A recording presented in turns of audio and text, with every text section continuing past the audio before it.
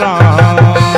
क्यों करता तू मेरा मेरी, यहाँ तो तेरा मकान नहीं।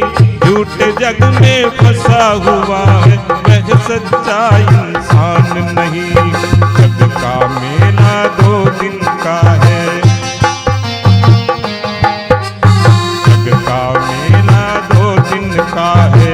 अंत में होगा चला चली। ले लो रे कोई राम का प्यारा, ले लो रे कोई कृष्ण का प्यारा। शोर मचाऊं गली गली, राम नाम के हीरे मोती मैं दिख रहा हूँ गली गली। कृष्ण नाम के हीरे मोती मैं दिख रहा हूँ गली गली। ले लो रे कोई राम का प्यारा, शोर मचाऊं गली गली।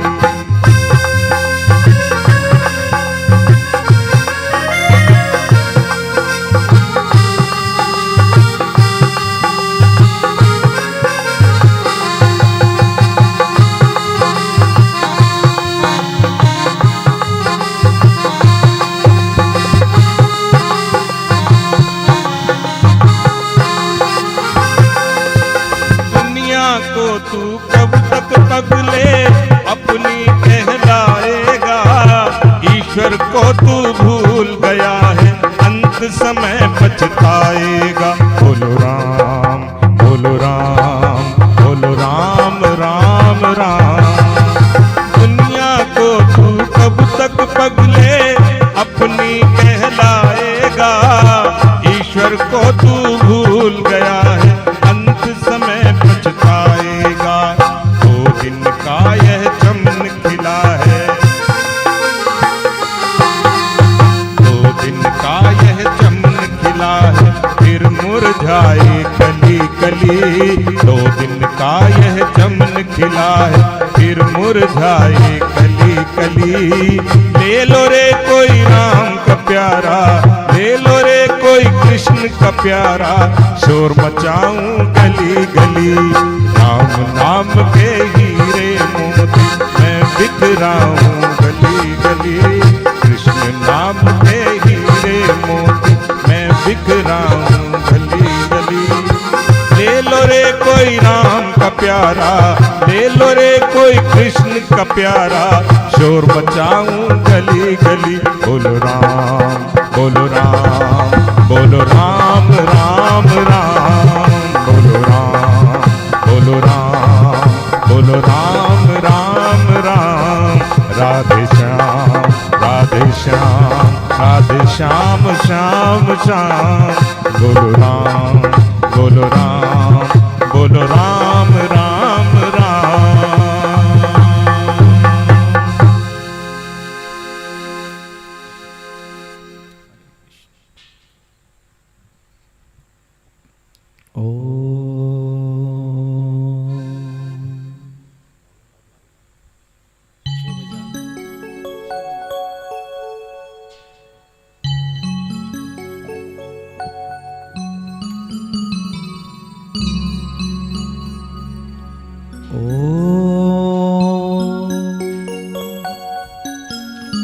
परब्रह्म परमात्मने नमः।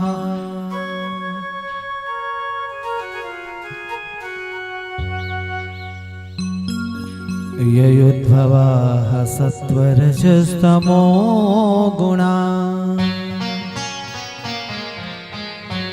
सर्गे स्थिते ध्वंसनिदानकारिणः।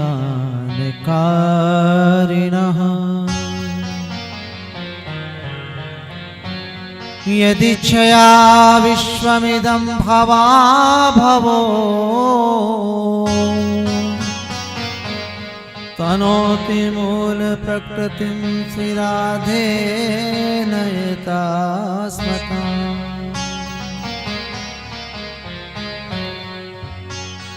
गणनाथ सरस्वती रवि शुक्र बृहस्पति पंचेतान् संस्मरे नित्यं वेदवाणी प्रवर्तते। गौरीपतये नमः। वन्दे देव उमापति सुरगुरुं वन्दे जगत्कारणम् वन्दे पन्नगभूषणं मृगधरं वन्दे पशूनां पतिं वन्दे सूर्यशशाङ्कवनहिनयनं वन्दे मुकुन्दप्रियं वन्दे भक्तजनश्रियं च वरदं वन्दे शिवं शङ्करम्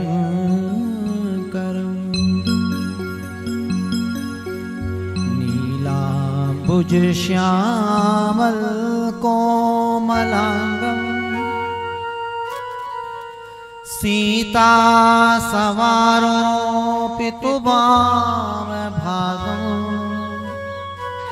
पाणो महासायकचारुचापम् नमामि रामं रघुवंशनाथम्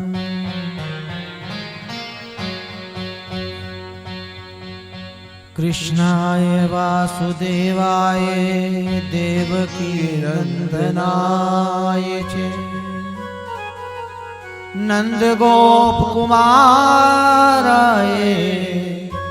गोविन्दाय नमो नमः।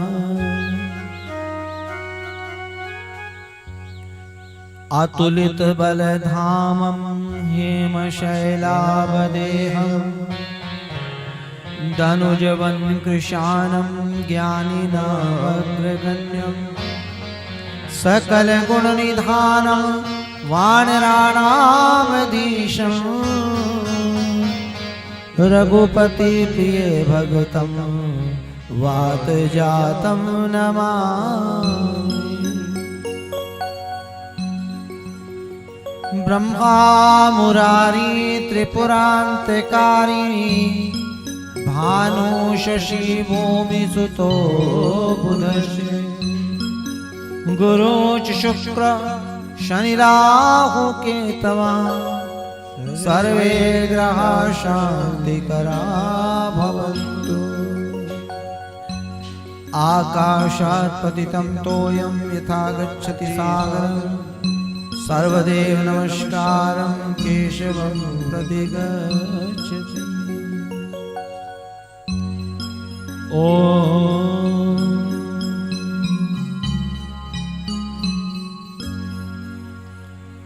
शुक्लां ब्रह्मविचारसार परमा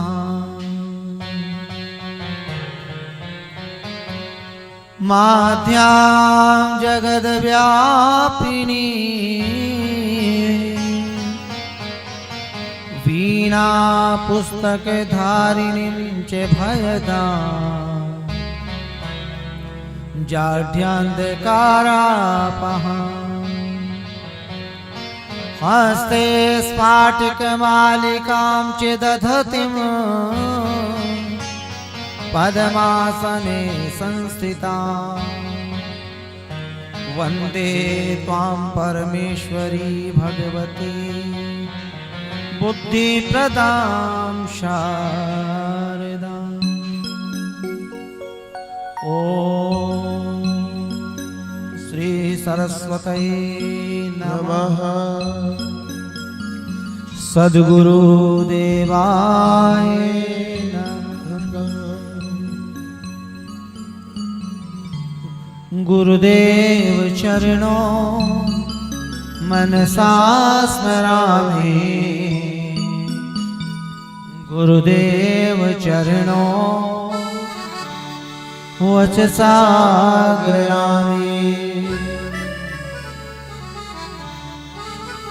गुरुदेव चरणों मनसा स्मरामि गुरुदेव चरणों मनसा स्मरामि गुरुदेव चरणों मनसा स्मरामि गुरुदेव चरणों वचसा ग्रयामि गुरुदेव चरणों शिरसा नमामि गुरुदेव चरणों शिरसा नमामि गुरुदेव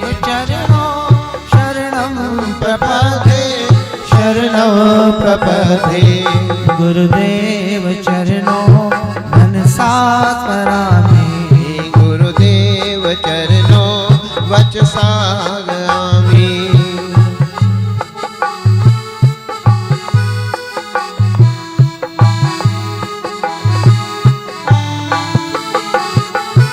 जननी जनक बंधु भगिनी स्वरूपम त्वम मम सखाता त्वमहं स्वरूपम जननी जनक बंधु भगिनी स्वरूपम त्वम मम सखातं त्वमहं स्वरूपम भवसागर से त्वम त्राणकारं भवसागर से त्वम त्राणकारं गुरुदेव चरणों शरणं प्रपदे शरणं प्रपदे गुरुदेव चरणों मनसा स्मरामि गुरुदेव चरणों वचसा गामि नमामि ईशमीशान निर्वाण रूपम् व्याककं ब्रह्मवेद स्वरूपम् निजं निर्गुणं निर्विकल्पं निरीहम् चिदाकाशमाकाशवासं भजेऽहम् निराकार ओंकार मूलं तुरीयं गिरा ज्ञानगोतीतमीशं गरीशम् करालं महाकाल कालं कृपालं गुणागार संसार पारम नतोऽहम् पारं नतोऽहं तुषाराद्रिशङ्काशघोरं गंभीरं मनोभूतकोटि प्रभासी शरीरं सप्रणमौलिकल्लोलनी चारुगंगा लसद्भाल बालेन्दुकण्ठे भुजंगा चलत कुण्डलं सुनेतं विशालं प्रसन्नाननं नीलकण्ठं दयालुं मृगाधीश शर्माकरममोदमालं प्रियं शङ्करं सर्वनाथं भजामि नाथं भजामि प्रचण्डं प्रकृष्टं प्रगल्भं परेशम् अखण्डमजन्भानुकोटि प्रकाशम् त्रयः शूल निर्मूलनं शूलपाणि भजेऽहं भवानी पतिभावगम्यम् कलातीत कल्याण कल्पान्तकारी सदा सज्जनानन्ददाता पुरारी चिदानन्द सन्दोह मोहापहारी प्रसीद प्रसीद प्रभो मन्मथारी प्रभो मन मतारी न यावद उमानाथ पादारविन्दं भजन्ति है लोके परिवानरानव न तावत् सुखं शान्ति सन्तापनाशम् प्रसीद प्रभो सर्वभूतादिवासम् न जानामि योगं जपं नैव पूजां तोऽहं सदा सर्वदा शाम्भुतोभ्यम् जराजन्म दुःख्योगतातप्यमानं प्रभो पाहि आपं नमामीश शम्भो नमामीश शम्भो नमामीश मीशान निर्वाण रूपम् व्याककं ब्रह्मवेद स्वरूपम् निजं निर्गुणं निर्विकल्पं निरीहम् चिदाकाशमहाकाल वासं भजेऽहं वासं भजेऽहं वासं भजेऽहं वासं भजेऽहं वासं भजेऽहं रुद्राष्टकमिदं प्रोक्तं विप्रेण हरतोषये यः पठन्ति नरा भक्त्या तेषां शम्भु परसेद बिनती। आशुतोष तुम अवढर दानी, आरती हरहु दीन जन जानी, दीन जन जानी।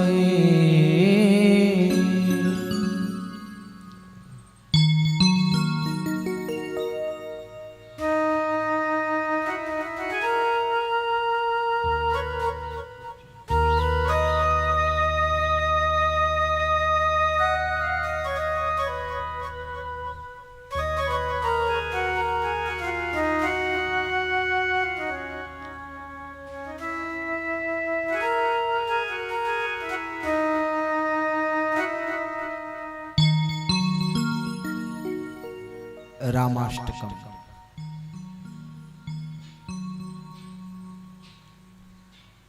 मनु चाही राचे हूँ मिलही सो, बरु सहज सुंदर सावरो, करुणा निधान सो जानशील स्नेह जानत रावरो।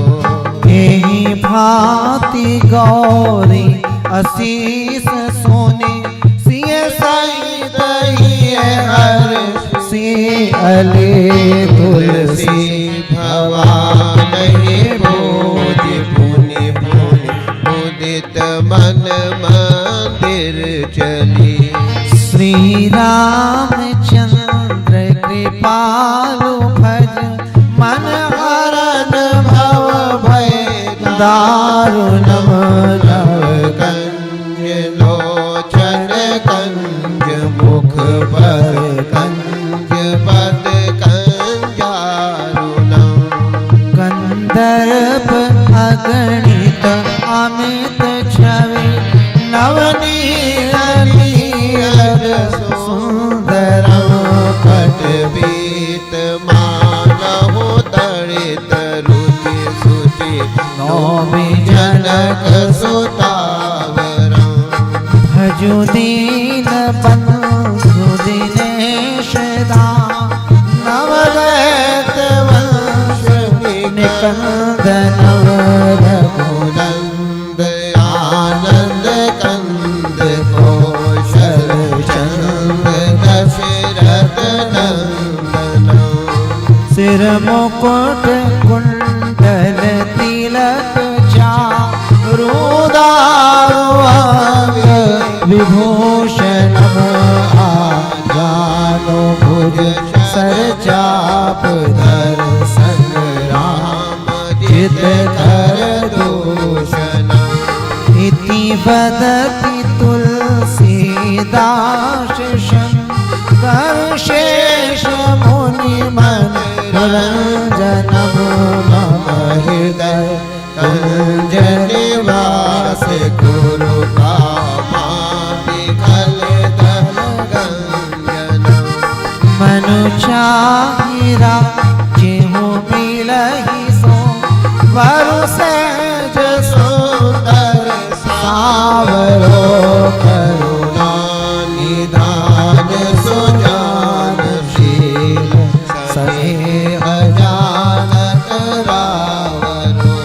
यही भांति गौरी असीस सोनी, सिय सहित हर सियले तुलसी। भवान भोज पुनि पुनि मुदित मन मंदिर चली। श्री राम श्री राम श्री राम श्री राम श्री राम श्री राम श्री राम श्री राम श्री राम श्री राम श्री राम श्री राम।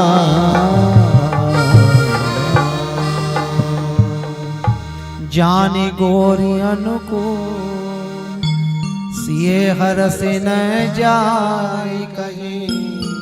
मंजुल मंगल मोर वाम अंग फरकन लगी मौसम दीन न दीन हित तुम समान रघुबीर अस विचार रघुवंश मणि अरहु विषम भवभीर कामिही नारी प्यारे जिमें लोभी प्रिय जिमीदार तिमी रघुनाथ निरंतर प्रिय लागो मोहिरा प्रिय लागो मोहिरा सियावर रामचंद्र महाराज की जय। परम वंदनीय प्रातस्मरणीय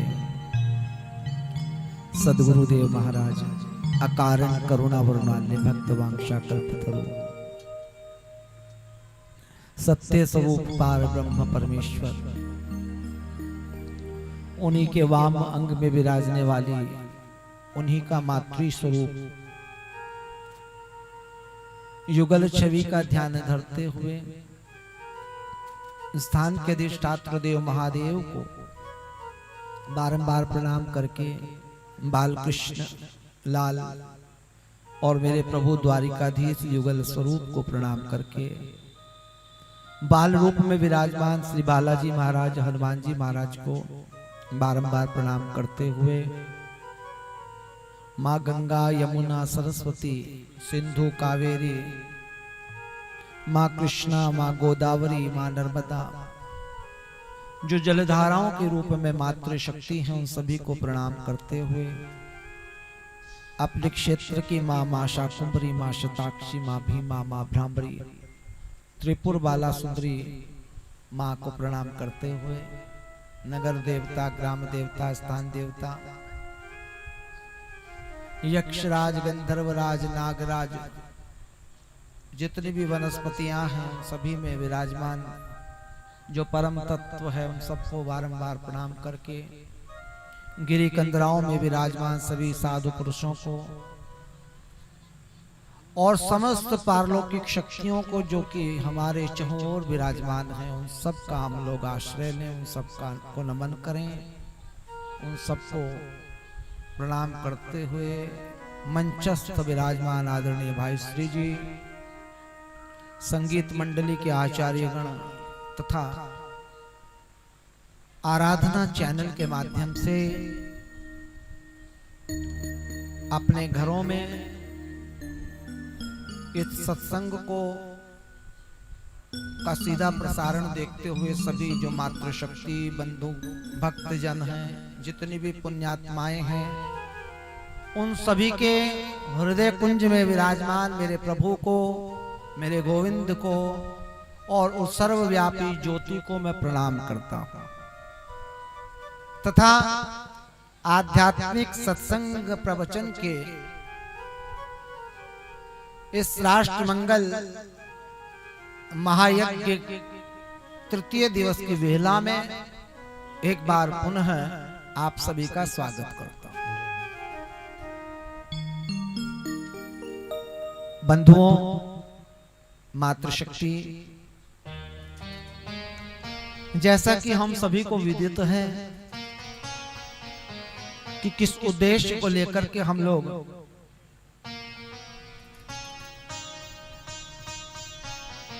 राष्ट्रमंडल की कामना करते हुए सत्संग हरि संकीर्तन भगवत भजन और भगवान के हरि चरित्रों के दर्शन के साथ साथ भगवान की जो कथाएं हैं जो लीलाएं हैं उनके माध्यम से इस महायज्ञ में हम सभी भागीदार हों और ये कथा रूपी सत्संग रूपी जो धारा का प्रवाह है उस धारा प्रवाह में हम लोग बारंबार गोते लगाते रहे तथा इस यज्ञ में अपनी आहुति हम लोग समर्पित करते रहे। आपके मुख से निकला हुआ एक बार राम भी 1000 नहीं लाखों नाम के बराबर है। भगवान आशुतोष चंद्रशेखर मेरे प्रभु पराम्बा मां जगदम्बा को कहते हैं कि हे देवी, हे वरानने, राम रामेति रामेति और रमे रामे मनोरमे सहस्र नाम तत्तुल्यम राम नाम वरानने। एक नाम सहस्त्र नाम के बराबर है। अपन राम नाम की माला गाते हैं और एक बार एक मोती के साथ में 6 बार राम बोलते हैं। राम राम राम राम राम राम एक, यानी एक नाम यदि 1000 नाम के बराबर है तो 6 बार नाम लिया तो कितना हो गया? 6000 नाम के बराबर। और आप 108 की कैलकुलेशन करके देखें, हजारों नाम एक माला में,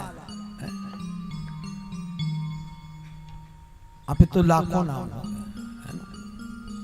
गणित में कच्चा हूं लेकिन लाखों नाम होने चाहिए भाई। 108 है, सीधी सी बात है।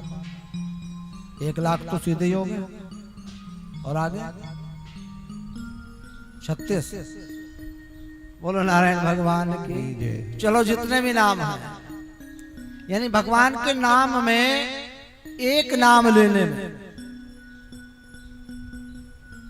एक नाम में 1000 नाम का फल। और ये मैं नहीं, ये भगवान शंकर कह रहे हैं। और शंकर का नाम है शिव, और कहते शिव ही सत्य है, सत्य ही शिव है, और शिव ही सुंदर है। शिव का नाम कल्याण भी है और शिव को सत्य भी कहते हैं। सत्यम शिवम सुंदरम। अर्थात जो उनके मुख से निकला वो झूठ तो नहीं हो सकता, अटल सत्य होगा, परम सत्य होगा। क्यों? क्योंकि सत्य ही शिव है। और शिव ने यदि कहा है तो एक नाम 1000 नाम के बराबर है। तो आप अपने घरों में बैठ करके यदि एक बार भी राम नाम गा रहे हैं तो वो 1000 नाम लेने के बराबर समझ। और बंधुओं और माताओं, नाम की महिमा तो हम कल से सुन ही रहे हैं, कह रहे हैं। नाम के ऊपर तो यदि पूरी की पूरी कथा भी कही जाए तो मैं कहता हूं कि नाम की महिमा का वर्णन हो ही नहीं सकता।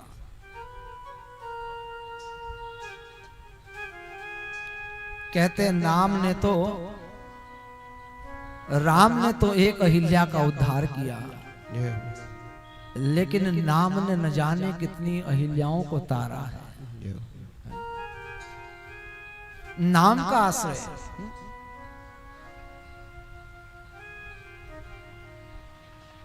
श्रीमद् भगवत गीता में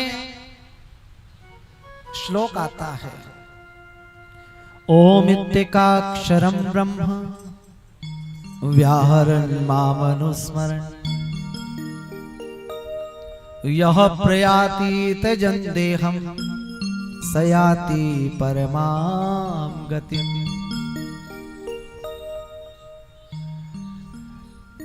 ओम जो शब्द ब्रह्म है, आकार उकार और मकार, ऊपर चंद्र बिंदु है जिसका नाद होता है, उसी से पूरा ओम ओमकार का उच्चारण होता है। ओम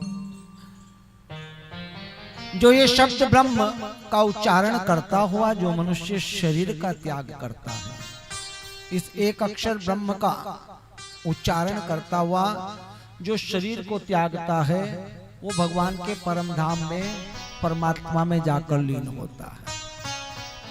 यानी एक बार ओम कहने से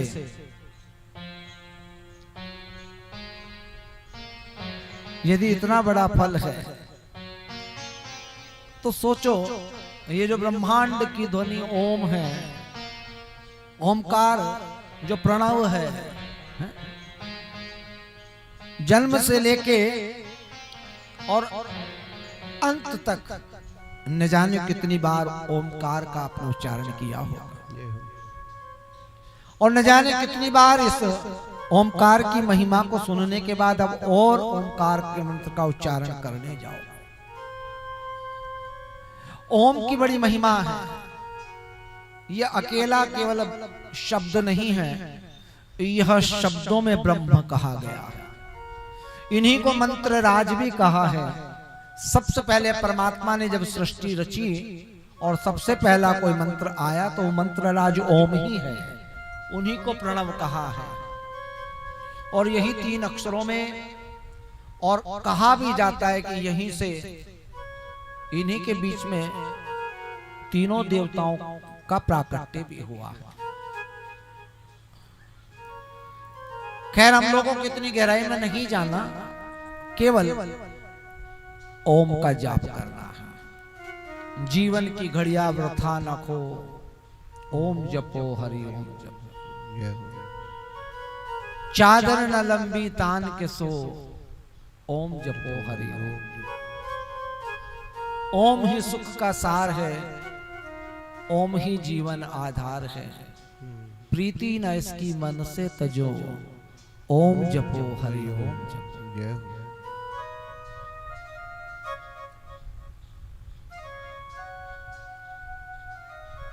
हरि ओम, ओम, ओम नमः शिवाय शिव पंचाक्षरी मंत्र होता है। नागेंद्रहाराय त्रिलोचनाय भस्मांगरागाय महेश्वराय नित्याय शुद्धाय दिगंबराय तस्मै नकाराय नमः शिवाय। शिव पंचाक्षरी मंत्र नमः शिवाय, इस मंत्र का हम लोग जप करें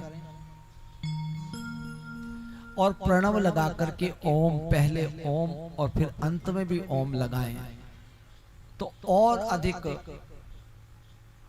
ये मंत्र अमोघ हो जाता है, प्रभावशाली हो जाता है। महामृत्युंजय मंत्र आता है,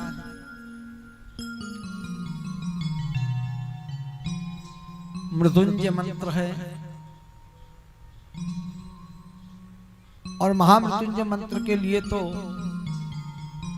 यहां तक लिखा है कि मृत्यु को भी टाला जा सकता है। और ऐसा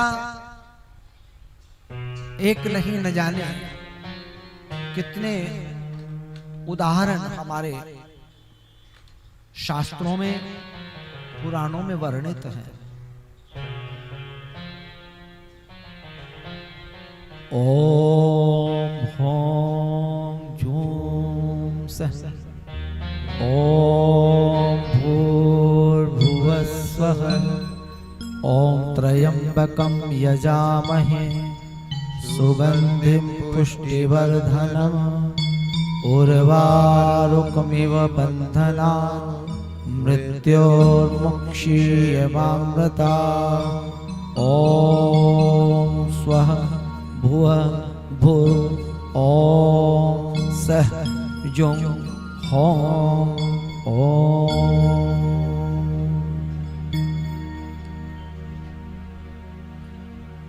केवल मृत्युंजय मंत्र ओम त्र्यंबकं यजामहे सुगंधिं पुष्टिवर्धनम् उर्वारुकमिव बन्धनात् मृत्योर्मुक्षीयमामृता। एक से बढ़कर एक प्रभावशाली मंत्र है। और बंधुओं, अब तो विज्ञान भी इन बातों को मान रहा है। पिछले दिनों टीवी पर एक न्यूज चैनल के माध्यम से उस संवाददाता, उस एंकर ने बताया कि कैसे महामृत्युंजय मंत्र के प्रभाव से का जो प्रयोग किया गया एक हॉस्पिटल में, तो उसमें आधे लोगों पर तो महामृत्युंजय मंत्र का प्रयोग किया गया और आधे जो थे मरीज जो थे रोगी, उनको वैसे ही साधारण जो ट्रीटमेंट दिया जा रहा था वो ट्रीटमेंट दोनों का समान था, लेकिन आधे मरीजों को महामृत्युंजय मंत्र का जो जप है साथ में वो दिया जा रहा था। उन लोगों के लिए संकल्प के साथ में आचार्यगण किसी देवस्थान पर बैठ करके शिव के समीप महामृत्युंजय मंत्र का जाप कर रहे हैं और बंधुओं और माताओं उन एक एक मरीज के लिए एक आचार्य की नियुक्ति की गई थी और कहते हैं 12 दिन के बाद में जिन रोगियों को महामृत्युंजय मंत्र के साथ में उनका उपचार उनकी चिकित्सा की जा रही थी वो स्वस्थ हो जाते हैं, जबकि जिनका केवल साधारण सा इलाज चल रहा था, बिना मंत्र के जिनका इलाज चल रहा था, वो सब के सब ठीक नहीं हुए या तो पूरी तरह से स्वस्थ नहीं हुए। तो कहने का अभिप्राय बंधुओं और माताओं, ये तो अभी साक्षात प्रमाण के रूप में दुनिया को बताने के लिए इस तरह की न्यूज को दिखाया गया है, परंतु बंधुओं और माताओं अनादि काल से मंत्र विज्ञान हमारे इस प्राचीन भारत में, भारतवर्ष में यह बहुत बड़ा विज्ञान रहा है। एक एक मंत्र के द्वारा, एक मंत्र के द्वारा न जाने कितने रोगों की चिकित्सा हो सकती है यदि उनकी सही जानकारी हो। लेकिन जितनी जानकारी प्राप्त है या पुराणों में लिखी है, उतनी जानकारी के अनुसार इस व्यासपीठ के माध्यम से मैं आपको जरूर कहूंगा कि महामृत्युंजय मंत्र में, गायत्री के मंत्र में तथा शिव पंचाक्षरी मंत्र में, प्रणव के मंत्र में और भगवान नाम के उच्चारण में बहुत बड़ी शक्ति है। और ये सर्व रोगों की नहीं अपितु मैं तो कहूंगा भव रोगों की औषधि है। ये ऐसी औषधि है जिस औषधि को ग्रहण करके दैहिक, दैविक, भौतिक तीनों ही तापों का जो शमन होता है वो नाम रूपी औषधि है, भगवान नाम रूपी औषधि। तो बंधुओं और माताओं, हमें केवल नाम का आश्रय करना है। देखो, डॉक्टर का काम तो डॉक्टर करेगा, क्योंकि लगनी तो आखिर में दवाई ही है, लेकिन दवाई तब लगेगी जब हमारे साथ में दुआएं भी होंगी। तो बंधुओं, दुआएं ही हैं, ये मंत्रों की शक्ति ही है जो हमें और जो हमारे प्रियजन हैं, जो अभी भी स्वस्थ नहीं हैं, उनके लिए सबसे बड़ा इस समय यही संजीवनी है। भगवान नाम का उच्चारण। और इस कली काल में तो सबसे ज्यादा, क्योंकि यत् फलम नास्ति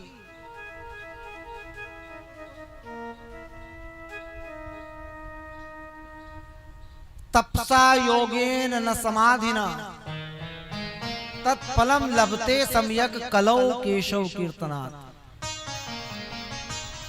जो फल समाधि में नहीं है, तप में नहीं है, जो ध्यान में नहीं है, वो फल कलयुग में केवल केशव यानी भगवान कृष्ण का कीर्तन करने मात्र से प्राप्त हो जाता है। ऐसे भगवान के नाम, भगवान की लीला और भगवान के कीर्तन की महिमा है। जो फल बड़े बड़े यज्ञादिकों से प्राप्त नहीं होता, वो केवल भगवान नाम उच्चारण से प्राप्त हो जाता है। इसलिए माताओं, बंधुओं, पुण्यात्माओं, कैसे भी करके गोविंद के नाम का आश्रय करें, कैसे भी करके श्री राम के नाम का आश्रय करें, क्योंकि ये राम नाम ही है जो हमें यहां भी बचाएगा और ये राम नाम ही है जो हमें आगे हमारे परलोक को भी संवारेगा। आइए बड़े भाव के साथ में, जब से नाम का आश्रय किया है तब से कैसे जीवन सुधरा है, कैसे बदला है। क्योंकि एक नाम बोलने से बाहर ही नहीं, अभी तो भीतर भी अंतःकरण जब पवित्र होता है, तो जब अंतःकरण पवित्र होता है तो सबसे पहले विचार शुद्ध होंगे, उसके बाद में व्यवहार शुद्ध होगा, और जब व्यवहार शुद्ध हो जाएगा तो संस्कार स्वतः शुद्ध होने प्रारंभ हो जाएंगे। और जीवन में जब ये सारी चीजें आ जाएंगी तो सदाचार अपने आप ही आएगा, और सदाचार जब जीवन में आएगा तो बंधुओं और माताओं, फिर हमें तरने से कोई नहीं रोक सकता, हमें फलने और फूलने से कोई नहीं रोक सकता। और ध्यान रखना, इन सब के मूल में सदाचार ही आता है। आइए बड़े भाव के साथ में, तेरे नाम का आसरा मिल गया, हमें प्रभु जिंदगी मिल गई। तेरे नाम का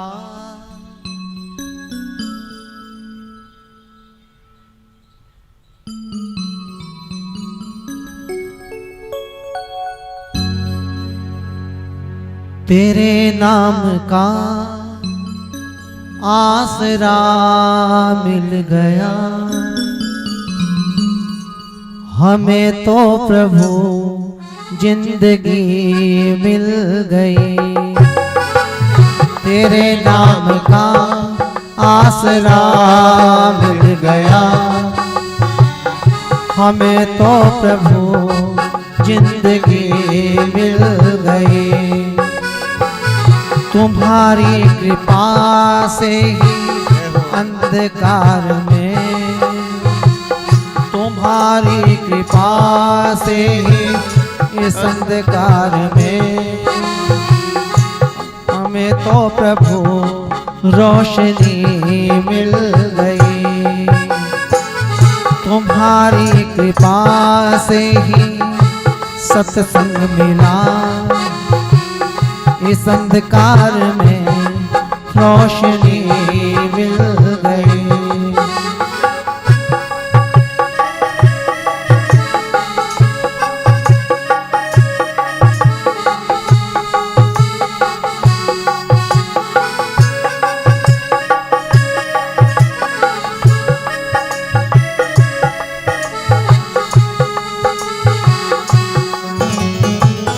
तेरे नाम की जो शरण हम न पाते, तो रहते भटकते हम डूब जाते।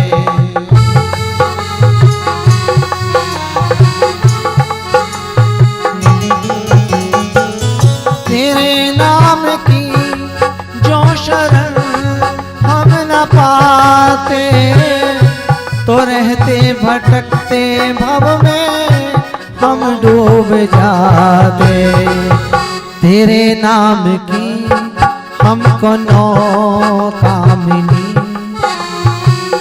तेरे नाम से मंजिलें मिल गई। तेरे नाम की हमको नौका मिली, तो आराम से मंजिलें मिल गई। तेरे नाम का आसरा मिल गया, हमें तो प्रभु जिंदगी मिल गई।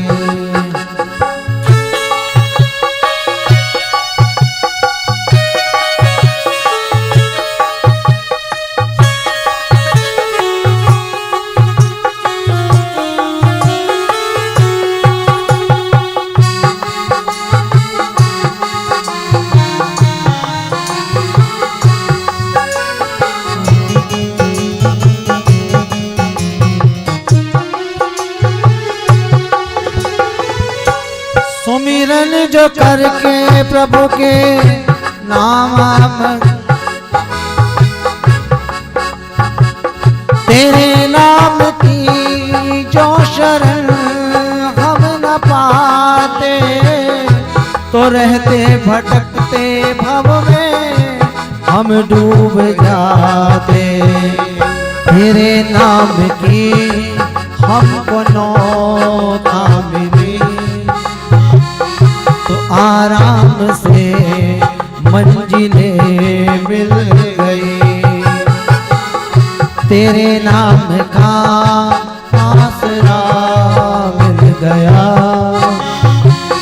हमें तो प्रभु जिंदगी मिल गई। तुम्हारी कृपा से ये सत्संग मिला,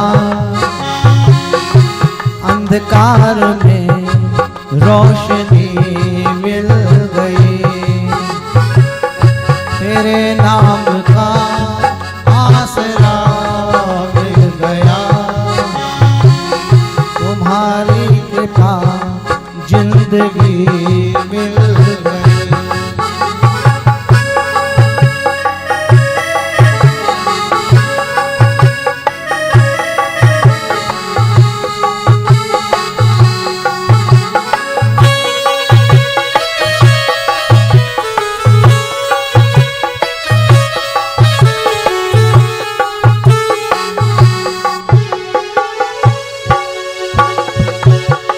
नारायण भगवान की जय।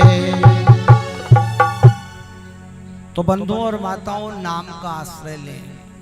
नाम ही भवसागर से पार कराने वाला है, और नाम ही इस लोक से सुखी और परलोक में सुखी बनाने वाला है। बंधुओं, दूसरी सत्संग के बाद में आता है सेवा। अर्थात नाम तभी मिलेगा क्योंकि बिनु सत्संग विवेक न होई, और राम कृपा बिनु सुलभ न सोई। बिना भगवान की कृपा के हमें सत्संग भी प्राप्त नहीं होगा, क्योंकि नाम भी बिना सत्संग के मिलने वाला नहीं है। जब तक हम लोग सत का आश्रय नहीं करेंगे, सज्जन और साधु पुरुषों की संगति नहीं करेंगे, तब तक हमें ये नाम रूपी जो महामंत्र है ये मिलने वाला नहीं है। मीरा बाई ने जब सच्चे गुरु की खोज की, तभी उन्हें नाम रूपी मंत्र मिला। कबीर दास जी महाराज ने जब गुरुदेव रामानंद आचार्य की खोज की, तभी उन्हें यह महामंत्र प्राप्त हुआ। और बंधुओं और माताओं, नरेंद्र ने जब रामकृष्ण परमहंस जी महाराज की खोज की, तभी उन्हें यह नाम रूपी मंत्र मिला। तो इसलिए जीवन में जब तक कोई संत और महापुरुष नहीं आते हैं, तब तक ये नाम रूपी मंत्र भी नहीं मिलता। अब आप कहेंगे कि पहले हम महापुरुष की खोज करें, नहीं, अंतःकरण को बस पवित्र कर लें, और केवल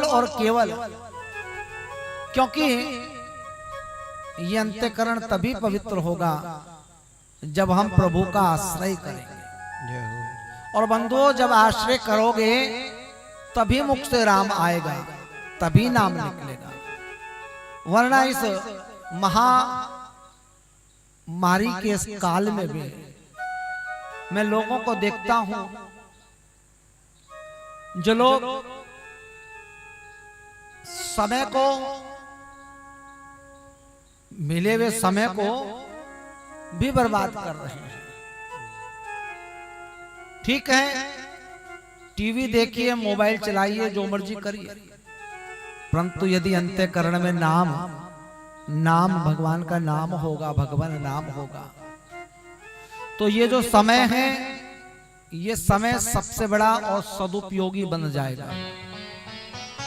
और सबसे बड़ी बात यह है कि ये जो नाम है ये इतना लाभकारी हो जाएगा, भगवान नाम इतना लाभकारी हो जाएगा कि हमारे भीतर और बाहर के जितने भी हमने पाप किए हैं, पाप तो दूर होंगे ही, ताप भी दूर हो जाएगा। तो इसलिए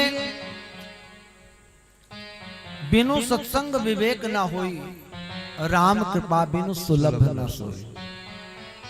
भाग्योदेन बहुजन्म समर्जितेन, सत्संग मम च लभते पुरुषो यदावै। अनेक जन्मों के संचित शुभ कर्मों से भाग्य बनता है। और बंधुओं माताओं, जिस दिन भाग्य का उदय होता है उसी दिन हमें सत्संग मिलता है, तभी हमें राम मिलेंगे, राम मंत्र मिलेगा। और जिस दिन राम मंत्र मिल जाएगा उस दिन सारे के सारे जो कहते हैं ना रत्नों में अमोल रत्न है, वो हमें प्राप्त होगा। और फिर माता मीराबाई की तरह हम भी गाएंगे, पायो जी मैंने राम रतन धन पायो, वस्तु अमोलक दी मेरे सतगुरु, कृपा कर अपनायो, पायो जी मैंने राम रतन धन पायो।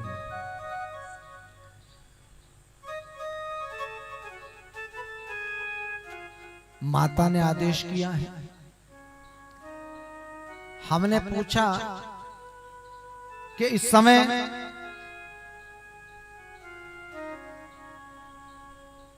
ऐसे समय में उसको बता दो, इस समय में ऐसा कौन सा प्रायश्चित हो सकता है, कौन सा ऐसा प्रायश्चित हो सकता है कि भैया जाने, क्योंकि कहा कि कर्मानुसार सबको, कर्म के अनुसार सबको कुछ ना कुछ, चाहे थोड़ा चाहे ज्यादा, फल भोगना ही पड़ेगा। तो बंधुओं और माताओं, तब यही बात रखी गई कि हम प्रायश्चित कैसे करें। जाने में देखो सभी से पाप होते हैं। हम लोगों को इस समय ये नकारात्मकता का फल न भोगना पड़े, तो ऐसे कौन से उपाय हैं जो उस समय करें? तो उनका उत्तर यही था कि ऐसे समय में यदि आप जरूरतमंदों की मदद करेंगे, जिनको जरूरत है, ऐसे लोगों का यदि हम इस समय सेवा करते हैं, अपने संचित धन से या तन से, तो हम ये समझे कि ये सेवा नहीं है, ये हम हमारे पापों का प्रायश्चित कर रहे हैं। और उससे पापों का शमन तो होगा ही होगा। जब पापों का शमन हो जाएगा तो अंतःकरण भी शुद्ध होगा।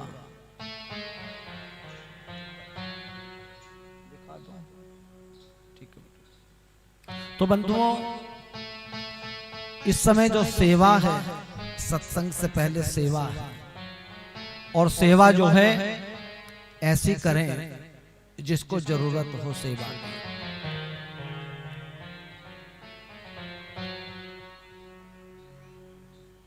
अभी महाकुंभ हरिद्वार में संपूर्ण हुआ है, समय से पूर्व हुआ है, क्योंकि कोविड के कारण महामारी के इस भयंकर रूप को देखते हुए हमारे महामंडलेश्वरों ने और जो कुंभ मेला का प्रबंधन समिति, तो उन्होंने विचार किया कि समय से पूर्व ही हमें इनका समापन कर देना चाहिए, और हुआ भी। तो कुंभ की एक घटना याद आती है। गीता प्रेस गोरखपुर की पुस्तिका निकलती है कल्याण, उसमें एक सच्ची घटना का वर्णन आया है। तो उसमें एक बहुत बड़े महात्मा हुए, महामंडलेश्वर हुए। वो प्रातःकाल जब भोर में जब उनकी आंख खुली तो वो उससे पूर्व एक स्वप्न देख रहे थे। तो स्वप्न में उन्होंने देखा कि तीर्थराज प्रयाग में सारे तीर्थ एकत्र हुए हैं। स्वप्न में उन्होंने देखा कि तीर्थराज प्रयाग में सारे के सारे तीर्थ एकत्र हुए हैं, और तीर्थराज प्रयाग से को बता रहे हैं कि इस बार कुंभ का जो सबसे ज्यादा फल है वो किसको प्राप्त हुआ है।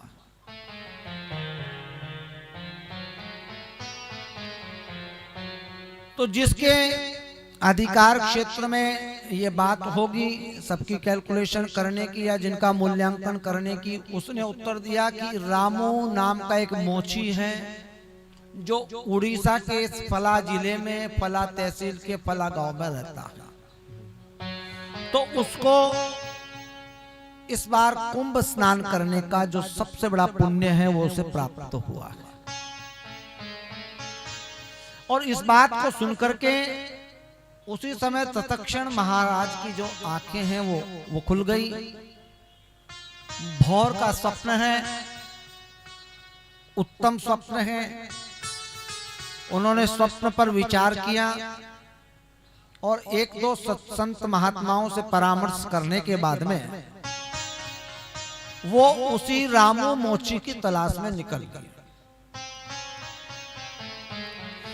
चूंकि स्वप्न में गांव तक का नाम आया था तो वो उसी अपने उस गंतव्य को लक्ष्य बना करके कई दिनों की उस यात्रा को करने के बाद में वो उसी रामू मोची के घर के बाहर पहुंच जाते हैं। और द्वार पर जाकर के जब द्वार खटखटाते हैं तो बंधु और माताओं उस समय रामू और उसकी पत्नी द्वार पर अपने द्वार पर एक अत्यंत तेजोमय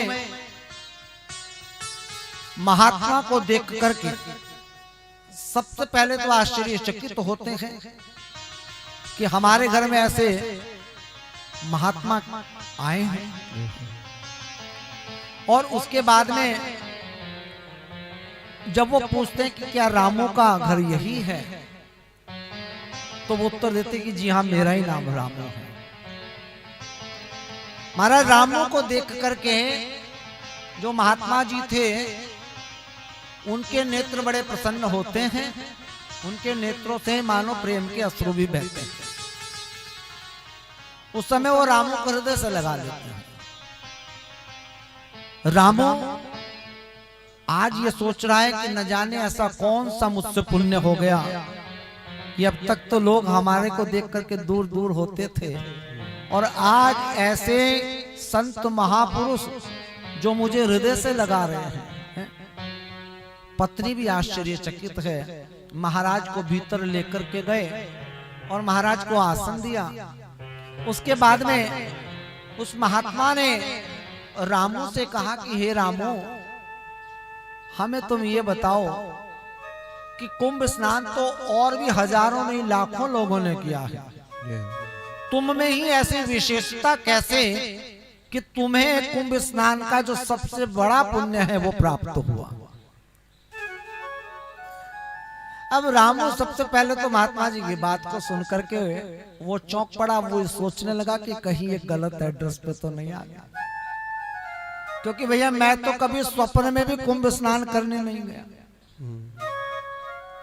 मैं तो कभी स्वप्न में भी कुंभ स्नान करने नहीं गया।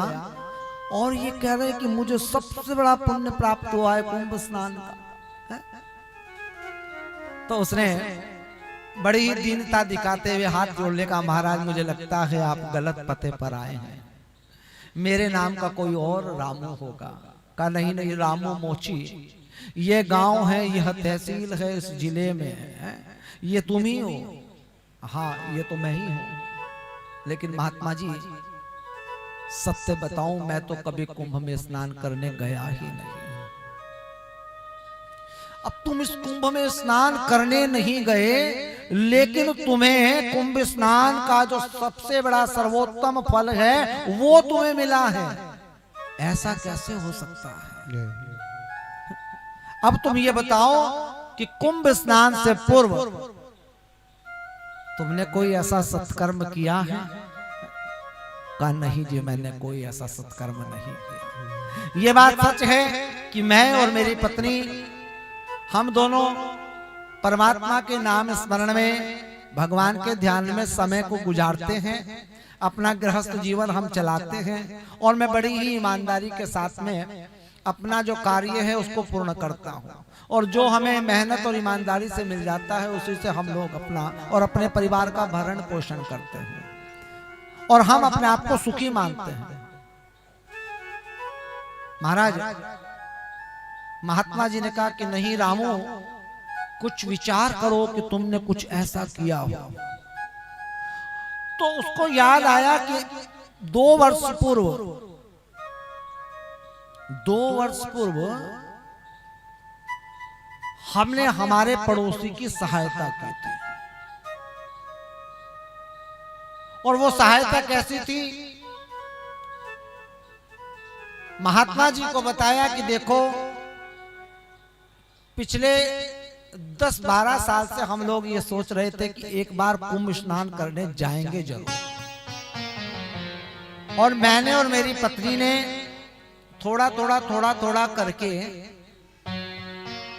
एक गुल्लक बनाई, और उस गुल्लक में यह सोच के कि 12 वर्ष के बाद में कुंभ आएगा और हम लोग प्रयागराज में कुंभ स्नान करने जाएंगे, तो उसके खर्च के लिए हमने पैसा इकट्ठा किया। और महात्मा जी एक दिन की बात, मैं अपने काम से लौट करके जब शाम को घर आया तो मेरी पत्नी को पड़ोस के घर से मेथी की सब्जी की सुगंध आ रही थी, और उस समय मेरी धर्मपत्नी सगर्भा थी, और मेरी पत्नी ने कहा कि मुझे आप मेथी की सब्जी ला करके दें। और मैंने महात्मा जी ऐसा सुना है कि सगर्भा जो धर्मपत्नी होती है वो कुछ खाने को मांगती हो तो ला करके देना चाहिए, वो संतान के लिए, आने वाली संतान और मां के लिए, दोनों के लिए लाभकारी होता है। तो महात्मा जी मैं पड़ोसी के घर गया, और उसके घर जो हमारे से थोड़े बड़े और उच्च कुल के भी थे। अब उनके घर में जब मैं गया, मैंने जाकर के कहा भाभी जी आपसे थोड़ी सी सेवा चाहिए थी। तो उस पड़ोसी की धर्मपत्नी ने कहा कि भैया आप बताइए आपको क्या चाहिए।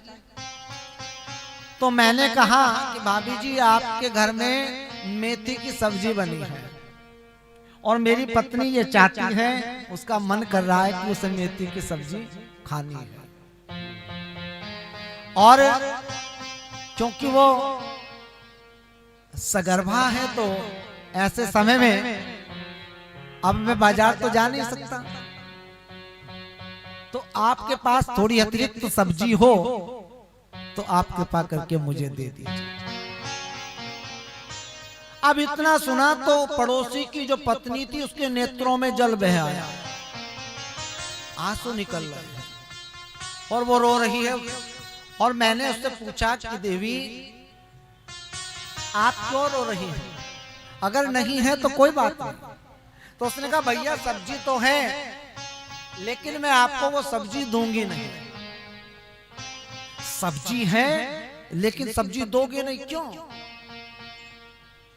कहा भैया क्या बताऊं, तुम्हारे जो भाई साहब हैं पिछले कई दिनों से इनका काम छूटा पड़ा, घर में हमारे खाने के लिए कुछ नहीं है,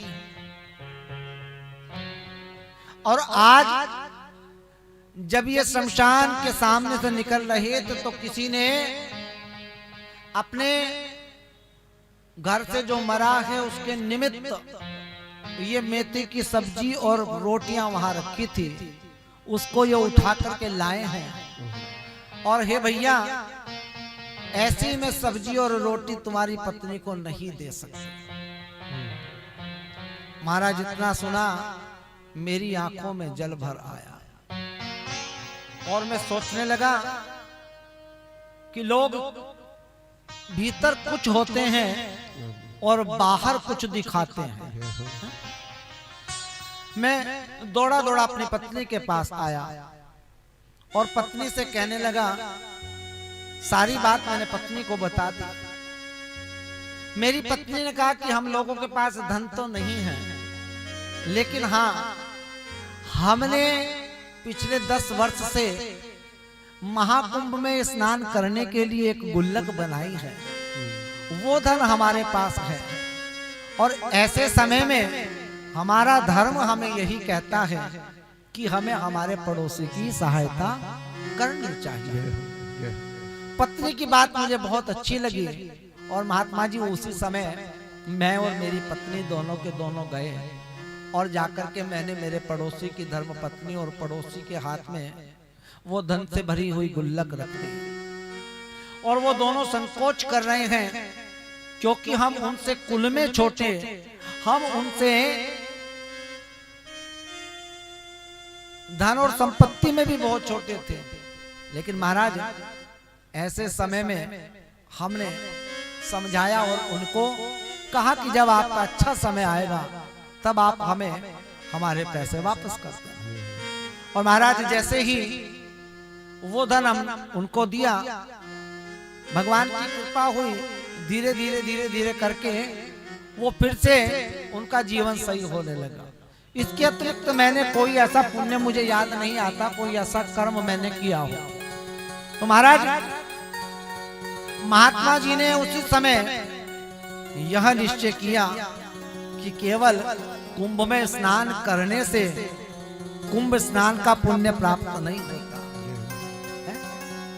कुंभ स्नान का पुण्य हमें अपने घर में बैठ करके भी प्राप्त हो सकता है, जैसा रामू को और उसकी पत्नी को प्राप्त हुआ।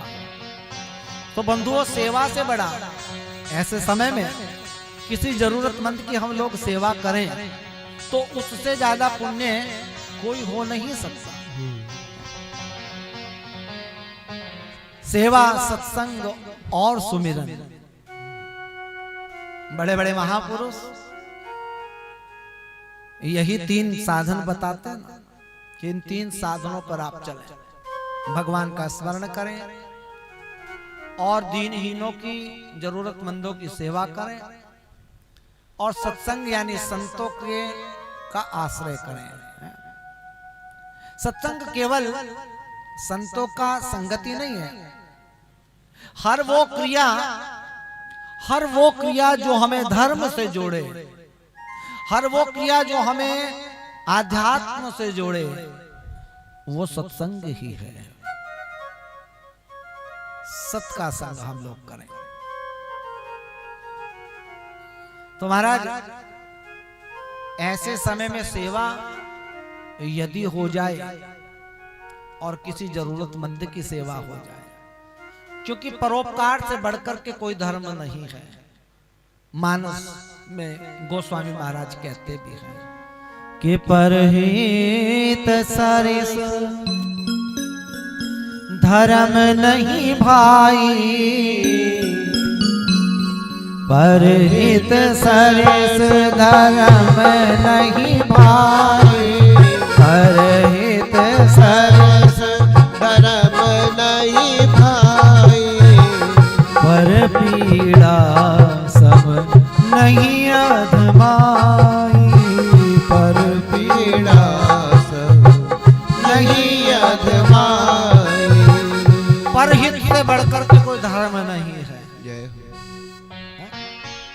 बंधुओं माताओं,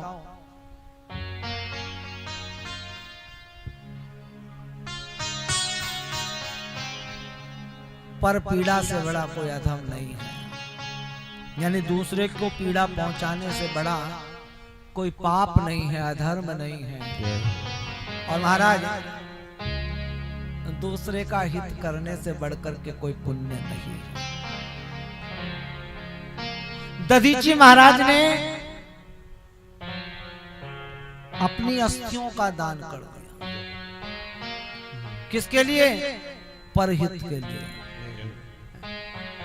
यानी अस्थि का मतलब अपने जीवन का दान कर दिया। महाराज, शिवी महाराज जो उशीनर देश के राजा हैं, एक पक्षी को बचाने के लिए उन्होंने अपने हाथ के मांस का दान किया। महाराज, राजा रंतिदेव की कथा आती है।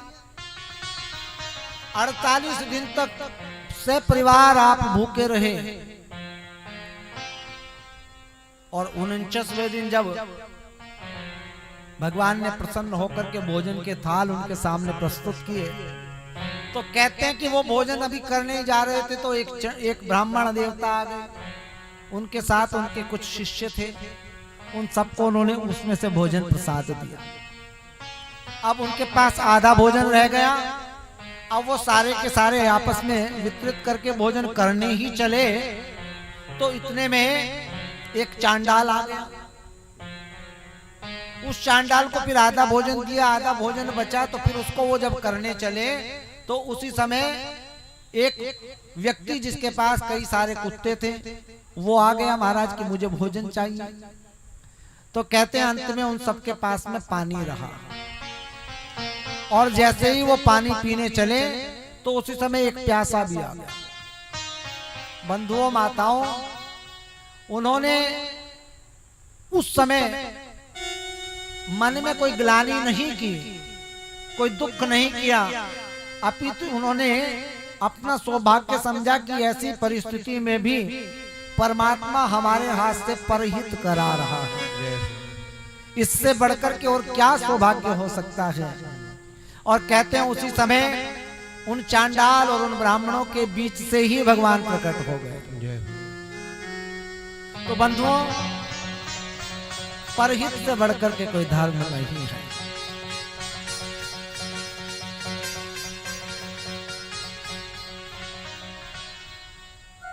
और महाराज बलि के जैसा दानी जिसने सर्वस्व भगवान को दे दिया, जिनके नाम से ही बलिदान शब्द आया है। और महाराज, दानवीर कर्ण के बारे में क्या क्या? उस समय जिस समय अर्जुन ने कर्ण पर अपने अस्त्र का प्रहार किया भगवान की प्रेरणा से, और कर्ण अब मूर्छित हो गया है, यानी थोड़ी देर में वो जाने वाला है, मरणासन्न है। ऐसे समय में भगवान श्री कृष्ण अर्जुन से कहते हैं कि हे अर्जुन, आज दान का सूर्य अस्त हो जाएगा। अब इतनी बात सुनी, दान का सूर्य अस्त हो जाएगा। कहा कि प्रभु आप मेरे सखा हैं, मेरे संबंधी हैं, लेकिन मेरे शत्रु की आप प्रशंसा कर रहे हैं। फिर मेरे महाप्रभु योगेश्वर भगवान कृष्ण कहते हैं कि हे अर्जुन, इससे बड़ा कोई दानी नहीं है। अर्जुन को धैर्य धारण नहीं हुआ तो परीक्षा कराने के लिए स्वयं प्रभु अर्जुन को साथ लेकर के जाते हैं और कहते हैं उस समय भगवान श्री कृष्ण ने ब्राह्मण का रूप बनाया, और वो भी याचक ब्राह्मण का रूप बनाया। साथ में अर्जुन भी है, वो भी छद्म वेश में है। और महाराज जिस समय वो पहुंचे उस समय कर्ण मरणासन्न है, और वहां जाकर के ब्राह्मण ने भिक्षा मांगी है। कि हे कर्ण, तुम दानवीर हो और मैं याचक तुम्हारे पास आया हूं। तो महाराज उस समय कर्ण कहता है कि ये जो समय है, ये समय तो मैं कुछ भी देने में असमर्थ हूं महाराज। तो महाराज ब्राह्मण देवता जो याचक है, उसने कहा कि सूर्य अपने समय पर फलता है, निकलता है, वर्षा अपने समय पर होती है, फल अपने समय पर फलते हैं, पुष्प अपने समय पर पुष्पित होते हैं, लेकिन कर्ण तुम्हारे लिए तो कोई समय नहीं, तुम तो कभी भी फलते हो, फल सकते हो। ये शब्द ब्राह्मण वेशधारी भगवान कृष्ण के हैं कि तुम्हारा कोई समय नहीं है, तुम तो हर समय फल सकते हो। देखो, मुझे मेरी बेटी का ब्याह करना है, बहुत दूर से आया हूं ये सोच करके कि कर्ण मुझे खाली हाथ नहीं भेजेगा। तो कहा महाराज मैं इस समय मरणासन्न हूं, थोड़ी देर में मेरी मृत्यु हो जाएगी, ऐसे समय में मैं आपको क्या दे सकता हूं। तो उस समय भगवान कृष्ण ने कहा, देखो तुम्हारे जो दांत हैं उनके बीच में स्वर्ण जड़ा है। तभी कर्ण को याद आया, हाँ हाँ महाराज मेरे दांतों के बीच में स्वर्ण जड़ा है, और मेरी आपसे बस इतनी विनती है कि आप खुद इसको उखाड़ लो। तो महाराज ब्राह्मण रूप में मेरे प्रभु द्वारिकाधीश ने कहा कि ना भैया, अपने हाथ से दान करना है। तो कहा कि आप मुझे कोई पत्थर ही उठा करके दे दो, मैं उससे अपने दांत तोड़ करके वो स्वर्ण आपको दे दूंगा। कहते महाराज उस समय उस ब्राह्मण रूपधारी भगवान श्री कृष्ण ने कहा कि भैया मैं पत्थर भी नहीं दूंगा, वो भी तुम्हें खुद ही देना। तो कहते हैं बड़ी ही उस दीन अवस्था में कर्ण सरकते सरकते सरकते सरकते पत्थर के पास पहुंचा, और जैसे ही वह पत्थर उस स्वर्ण को निकालने के लिए अपने दांतों पर चलाने लगा, तो उसी समय द्वारिकाधीश ने अर्जुन को कहा कि देख अर्जुन, जो मरने वाला है अब भी वो दान कर रहा है, अब भी वो दान के धर्म को जानता है। उसी समय मेरे प्रभु द्वारिकाधीश अपने वास्तविक स्वरूप में आ गए, और कर्ण को सामने जब देखा तो कर्ण बड़ा प्रसन्न हुआ, और कहते हैं भगवान श्री कृष्ण ने अपना वास्तविक स्वरूप दिखा करके कर्ण को मुक्त किया। तो दानियों के बहुत बहुत बड़े बड़े चरित्र हमारे इस देश में हैं, जिन्होंने दान से, धर्म से, परोपकार से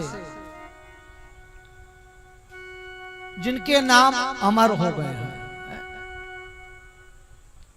और बंधुओं और माताओं, ये समय ऐसा ही है, ऐसे समय में यदि अपने हाथ से कुछ भी हम लोग दान करें, और वो दान किसको हो, दान का मतलब आप एक चीज और भी समझें।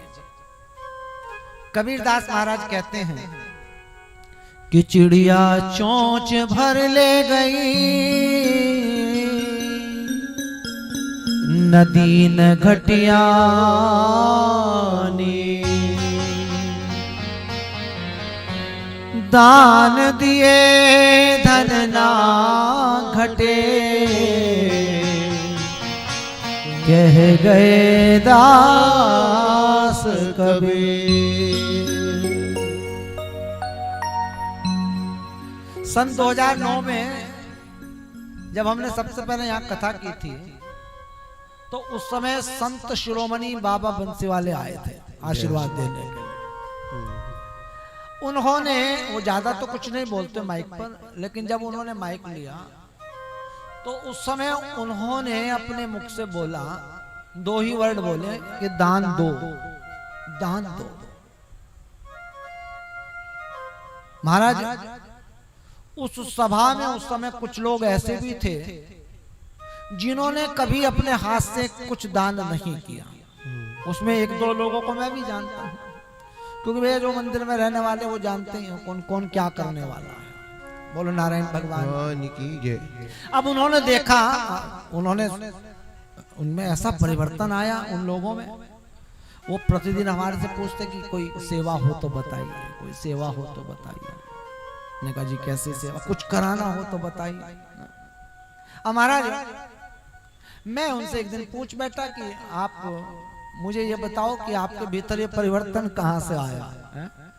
पहले तो आप कभी अगर मंदिर में भी आते थे तो कभी आप पत्र पुष्प भी नहीं चढ़ाते थे, अब तो आप सारी चीजें चढ़ाने लगे। ऐसा कहां से हुआ, क्यों हुआ? तो उन्होंने कहा कि आपने जब कथा में एक महात्मा जी को बुलाया था ना, तो उन्होंने बोला था दान दो। न जाने क्या मन में ऐसा आया, हम तब से लग गए। तो 32 लाख फंसे हुए थे मार्केट में, सब निकल आए और तब से हम लोग लगे हुए और बड़ा आनंद है। तो महाराज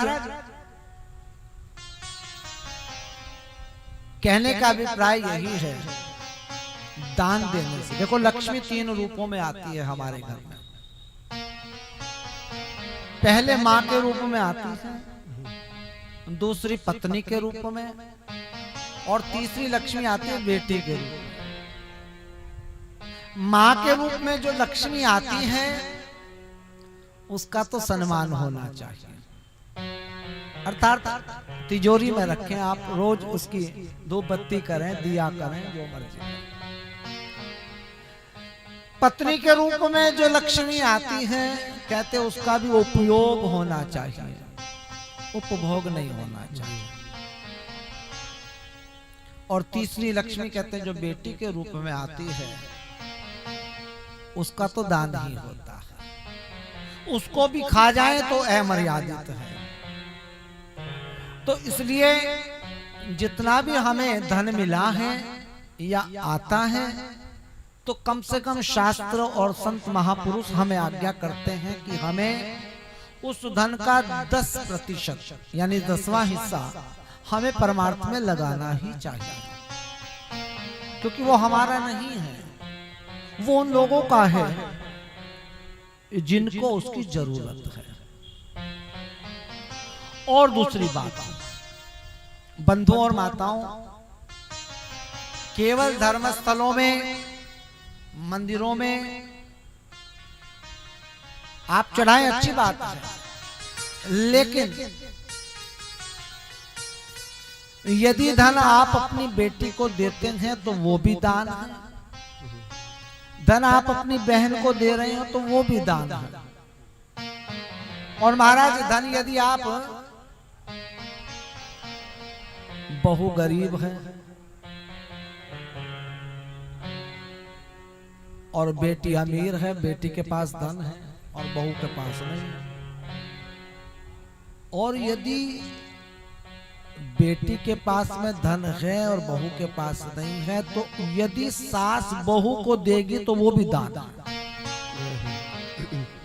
यानी वैसे तो बहू सास को देती है, बाएं ना देती है भैया, लेकिन यदि बहू कमजोर है और सास बहू को दे रही है तो वो भी दान ही है।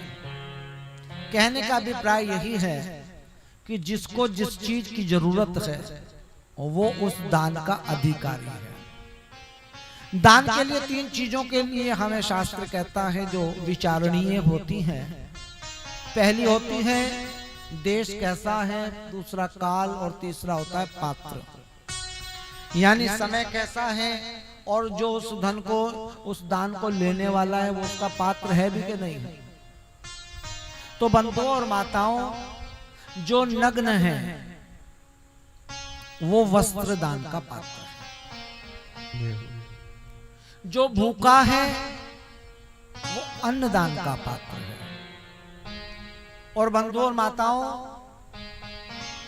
जो रोगी है वो औषधि दान का पात्र है, जो प्यासा है वो जल दान का पात्र है। इसीलिए जो जिस दान का अधिकारी है वो चाहे कोई भी हो। दूसरी एक और बात, अब सुबह बच्चे पूछ रहे थे कि डीएम क्या होता है, कि सीएम क्या होता है, तब यही बात उनको बताई कि बेटा देखो जो डीएम होता है वो पूरे के पूरे जिले का मालिक होता है। डिस्ट्रिक्ट मजिस्ट्रेट बोलते ना, यानी वो पूरे के पूरे जिले का स्वामी है। क्या है वो? स्वामी। और महाराज उस पूरे के पूरे जिले में यदि कोई भूखा है, ध्यान रखना बात, तो उसका दोष उसको जाएगा, स्वामी को। दूसरी बात, एक होता है सीएम, अर्थात जो पूरे सूबे का मालिक है, उसकी व्यापकता ज्यादा है, वो पूरे प्रदेश का मालिक है। और महाराज प्रदेश में यदि कोई भूखा है, नग्न है, रोगी है, तो उनका पाप सीएम को जाता है, क्योंकि वो पूरे के पूरे सूबे का मालिक है। उसका कुछ प्रतिशत उसको जाएगा ही जाएगा। और महाराज तीसरा होता है पीएम, जो प्रधानमंत्री हैं, और वो सभी प्रांतों का नहीं, अपितु तो पूरे राष्ट्र का स्वामी है। और महाराज पूरे राष्ट्र में यदि कोई भूखा है, कोई नंग्र है, चाहे कोई रोगी है, या जल से प्यासा है, साधन से हीन है, महाराज उनका जो दोष है वो उसको लगेगा। राजा के पुण्य के भागी प्रजा होती है, यह बात सत्य है, लेकिन जिस राजा के राज्य में प्रजा दुखी है वो राजा नरक का अधिकारी होता है। अब इसी बात को आप से ले लें। आपने सीएम, पीएम और डीएम को तो सुना, लेकिन आप जिस घर में जितनी परिधि में आप रहते हैं, जितने परिधि के भीतर आप रह रहे हैं, उतने घर के आप स्वामी हैं। कौन है? आप स्वामी हैं। और उतने क्षेत्रफल में, उतनी परिधि में अगर एक भी जीव भूखा है तो उसका दोष आपको जाएगा, सीधे सीधे। चाहे वहां कोई वनस्पति है, चाहे वहां कोई जीव है, चाहे चींटी निकल रही है, चाहे चूहा हो, महाराज कोई भी जीवधारी हो सकता है, और यदि वो भूखा है तो उसका दोष उसके स्वामी को मिलेगा ही मिलेगा। तो इसलिए जिसको जिस चीज की जरूरत है वो उसे मिलनी ही चाहिए। इसलिए कहा दान दिए धन ना घटे, कह गए दास कबीर। हम लोग देख रहे हैं कि भाई पुष्प तो पेड़ तो लगे हैं, परंतु उनमें जल नहीं दिया, तो उसका दोष किसे लगेगा? उस घर के स्वामी को लगेगा। घर में गाय माता है और जल नहीं पिला रहे हैं, तो उसका दोष किसे लगेगा? है? जो घर का स्वामी है, सीधी सी बात है। तो कहने का यही मतलब है, जिसको जिस चीज की जरूरत है वो सेवा आप करिए। ये तो खैर घर की बात हुई। घर से बाहर आप देखें, किसको किस चीज की आवश्यकता है, यदि हम उसका दान करते हैं या सेवा करते हैं या किसी अपने साधन से हम उनकी सहायता करते हैं, तो बंधुओं और माताओं, ये हमारे सैकड़ों पापों का प्रायश्चित्त बन जाता है। और जब सैकड़ों पापों का प्रायश्चित्त होता है तो फिर उसके बाद में अंतःकरण पवित्र होना प्रारंभ हो जाता है। और भगवान कहते हैं मानस में कि निर्मल मन जन सो मोहि पावा, निर्मल मन जन सो मोहि पावा, निर्मल मन जन सो मोहि पावा, मोहि कपट छल छिद्र न पावा, मोहि कपट छल छिद्र मन मुझे पालेगा, और निर्मल मन तभी होगा जब अंतःकरण हमारा पवित्र होगा। अंतःकरण पवित्र हो जाएगा, मन निर्मल हो जाएगा, क्योंकि मन के भी 4 भेद होते हैं ना, मन, चित्त, बुद्धि और अहंकार, चारों को मिलाकर के ही अंतःकरण बनता है। और अंतःकरण जब पवित्र होगा तो फिर प्रभु अपना द्वार खोल देंगे। प्रेम से कहो श्री राधे। महाराज, आज नरसिंह जयंती भी है।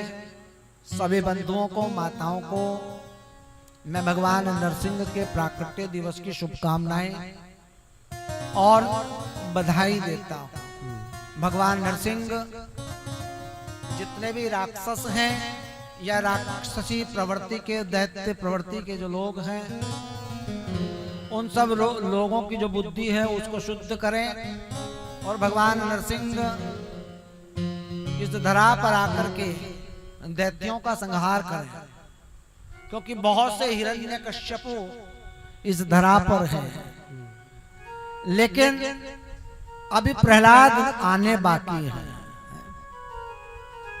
क्योंकि प्रहलाद के जैसी भक्ति, उनके जैसा समर्पण, भगवान तो आने को तैयार है। किसी ने पूछा एक संत से, उन्होंने पूछा कि वर्तमान समय में इतना अधर्म फैल रहा है, और भगवान कहते हैं जब जब होए धर्म के हानि, बाढ़े हूं असुर अधम अभिमानी।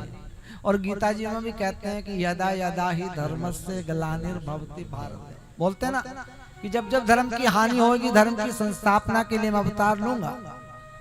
तो क्या अब इतना अपराध नहीं हो रहा है? न पाप नहीं हो रहा, पाप भी हो रहे हैं, अनाचार भी हो रहे हैं। संतों के आश्रमों में जाकर देखें तो संतों का मान कम हो गया है। लोग ब्राह्मणों के द्वेषी हो गए थे। अब आप देखेंगे जिन ब्राह्मण आचार्य चरण की लोग पूजा करते हैं, आज उनके आचार्य के विप्रधेनु सुर संत हितलीन मनुज अवतार, भगवान आते हैं विप्र ब्राह्मणों के, धेनु गाय माता के, सुर देवताओं की और संत महापुरुषों के, कि उनकी रक्षा के लिए आते हैं। तो आप देखते होंगे ब्राह्मणों का मान कम कर रहे हैं, और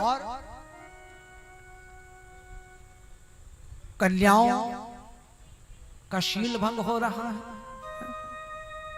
पापाचार बढ़ रहा है, दुराचार बढ़ रहा है, लेकिन फिर भी भगवान नहीं आ रहे। क्यों? तो संत का बहुत सुंदर सा उत्तर था। उन्होंने कहा भगवान तो आने को तैयार बैठे हैं, लेकिन उन्हें बुलाने वाले ना तो कोई दशरथ महाराज है, ना कोई कौशल्या माता है। उनको लाने वाले ना तो कोई नंद है, न यशोदा जी हैं, ना उनको लाने वाले कोई देवकी वसुदेव महाराज है। भगवान तो आने को तैयार है, लेकिन भक्त जैसा कोई प्रहलाद जैसा भक्त नहीं है। उन्हें प्रकट करने वाला कोई भक्त हो तो भगवान तो अब प्रकट हो जाए।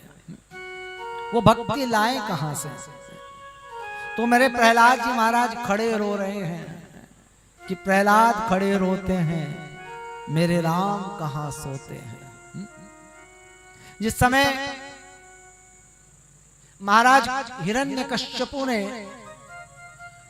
अपने गुरुदेव जो गुरुकुल चलाते थे सुदामरक जी महाराज, उनके पास में उनको भेजा विद्याध्ययन के लिए, तो सबको तो वो पढ़ा रहे हैं कि हिरण्यकश्यपु ही भगवान है, लेकिन ये सबको पढ़ा रहे हैं कि नहीं, श्री हरि नारायण ही सबके देवता हैं, सबके मालिक हैं, परम पिता परमात्मा है। वहां सबके सब छात्रों की बुद्धि का परिवर्तन इन्होंने कर दिया। महाराज कथा आती है, प्रहलाद जी महाराज जब पिता के सामने प्रस्तुत होते हैं और पिता पूछते हैं कि क्या क्या सीख करके आए हो, तो द्वादक्षर मंत्र का जाप सुनाते हैं, अष्टाक्षर मंत्र सुनाते हैं। तो हिरण्यकश्यप महाराज जो है वो क्रोधित हो जाते हैं, और कथा आती है कि इनको मारने का आदेश दिया जाता है। तो बहुत ऊंचे पर्वत से गिराया गया, लेकिन जब ऊंचे पर्वत से गिराया तो ऐसे गिरे जैसे रुई का ढेर गिरता है। मेरे प्रभु ने मानो अपनी बाहों में थाम लिया। क्यों? क्योंकि जिनका नाम स्मरण करते हैं, जिनका नामोच्चारण करते हैं, जिन प्रभु को अपनी स्मृतियों में बनाए रखते हैं, वो प्रभु फिर भक्त को छोड़ने वाले थोड़े ही ना है। उन्हें पूर्ण विश्वास था कि जिन प्रभु ने मुझे जन्म दिया है वो प्रभु मेरी रक्षा भी करेंगे। जिन प्रभु ने हमें बड़ा किया है वो हमारा पेट भी भरेंगे। जब दूध नहीं था, जब दांत नहीं थे माँ को, तब दूध दिया माँ को। यानी जो अभी जीव संसार में बालक आया नहीं है, उससे पूर्व ही जननी जो होती है ना, उसके स्तनों में दूध भर देता है। यानी आने से पहले ही, जिसे जीव के आने से पहले ही जीव की उदर पूर्ति की चिंता है, वो क्या आपको, आप सोचते क्या तुम्हारी चिंता नहीं करेगा? हर पग पग पर वो तुम्हारी चिंता करता है। लेकिन हमें विश्वास नहीं होता। हमें विश्वास शबरी की तरह होना चाहिए कि राम आएंगे तो आएंगे। हमें विश्वास होना चाहिए भक्त प्रहलाद की तरह कि मेरे प्रभु उस खंबे के भीतर भी हैं, हर जगह हैं, सर्वव्यापी हैं। वो पूर्ण विश्वास, उस विश्वास यानी उसमें कोई किसी भी तरह की विश्वास और श्रद्धा में कोई किसी तरह की त्रुटि नहीं, अटूट विश्वास, ऐसा विश्वास। और महाराज भगवान ने बाहों में ले लिया। दोबारा फिर मारने का प्रयास किया तो होलिका को बुलाया, और होलिका को जो बुआ है प्रहलाद की, वो गोद में लेकर के भक्त प्रहलाद महाराज को गोद में लेकर के बैठ जाती है। उसके पास ऐसा वस्त्र था कि मैं तो जलूंगी नहीं, ये जल जाएगा। महाराज कथा आती है कि मेरे प्रभु ने उसी को जला दिया। होलिका दहन हुआ और तभी से भक्त प्रहलाद जीवित बच गए और तभी से होली का पर्व आरंभ हुआ। भगवान ने वहां भक्त की रक्षा की, भक्त और उसकी भक्ति की और उसके विश्वास की रक्षा की। कथा आती है जब वो स्वयं मारने के लिए प्रहलाद जी महाराज को दौड़ा है तो कहते हैं कि लाल, जो अग्नि से लाल तपाया हुआ खंबा है, उसको पकड़ा के खड़ा कर देता और कहते हैं पुकार अपने प्रभु को, है? क्या तेरा भगवान इस खंबे में भी है? और महाराज जैसे ही भक्त ने कहा कि इस खंबे में भी मेरे प्रभु है, अगर मेरा विश्वास है तो इस खंबे में से प्रकट हो जाएंगे। और महाराज इतना ही सुनना था, मेरे प्रभु नरसिंह भगवान बनकर के खंबे से प्रकट हो गए। और उन्होंने सबको भयभीत करते हुए खेल ही खेल में हिरण्यकश्यप को अपनी जगहों पर रख करके अपने नखों से उसके उदर को फाड़ डाला और ब्रह्मा जी का जो वरदान था उस वरदान की उन्होंने रक्षा की, यानी उस वरदान को भी सिद्ध किया। ना मैं जल में मरूं, ना थल में मरूं, ना आकाश में मरूं, तीनों कालों में ना मरूं, ना अस्त्र से मरूं, ना शस्त्र से मरूं, ना मनुष्य से मरूं, ना पशु से मरूं। और महाराज उन सभी बातों को ध्यान में रखते हुए, जिसने अपने मरने के लगभग सारे द्वार बंद किए हुए थे, लेकिन फिर भी वो मरा। मृत्यु सबको आनी है, कौन इससे छूटा है, तू पना नहीं होगा ये ख्याल झूठा है, जाना है, हर हाल में जाना है। रावण ने तो काल को भी अपने वश में किया हुआ था, लेकिन गया है? जब तेरी डोली उठा ली जाएगी, जब तेरी डोली उठा ली जाएगी, जब तेरी डोली उठा ली जाएगी,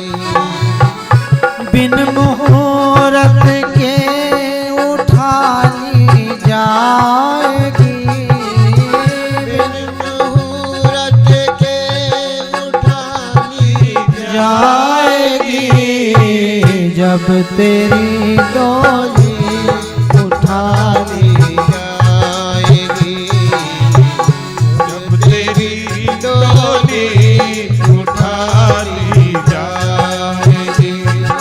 सिकंदर सारी की सारी पृथ्वी को उसने लगभग जीता है और दुनिया भर का माल खजाना उसके पास था। और जब वो जाने लगा, मृत्यु के समीप पहुंचा, तो उसने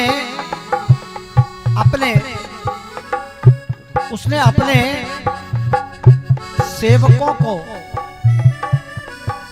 ये आज्ञा की हुई थी कि भैया मेरी 3 बातें उनको याद में रखना। जब मैं मरूं तो मेरा जो शव है, जनाजा है, वो हकीमों के कंधे पर जाए।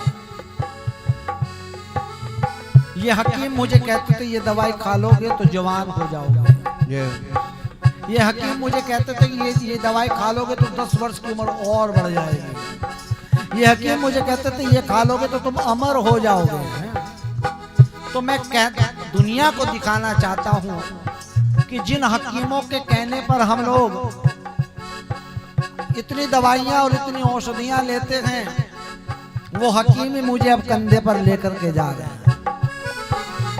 दूसरी बात उसने कही कि जितनी भी मेरी दौलत है, वो सारी की सारी दौलत रास्ते में बिछा दी जाए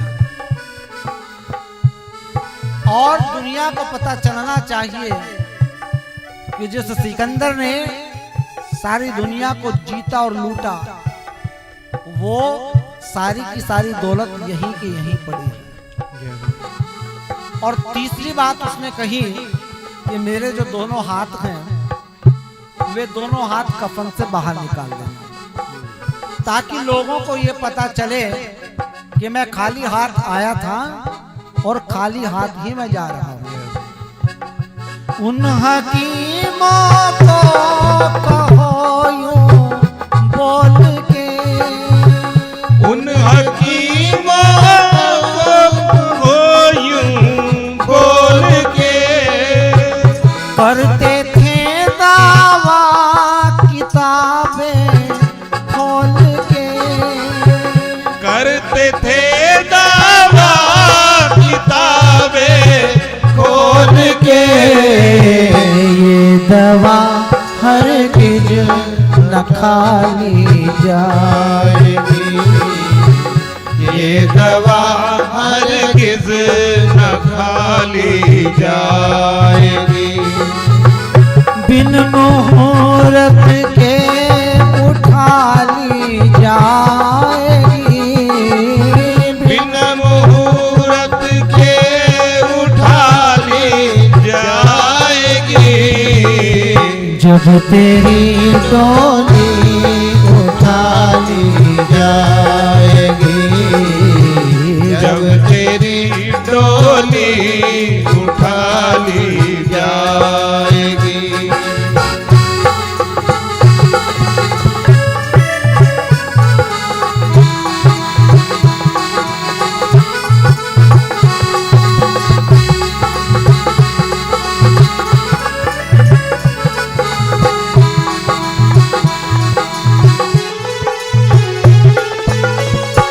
देख लो रावण तो था कितना बली, रावण तो था कितना बली, मौत के आगे न उसकी भी चली, मौत के आगे न उसकी भी चली। ये दवा हरगिज न खाली जाएगी, ये घड़ी हरगिज न टाली जाएगी। बिन मुहूर्त के उठा ली जाएगी, बिन मुहूर्त के उठा ली जाएगी।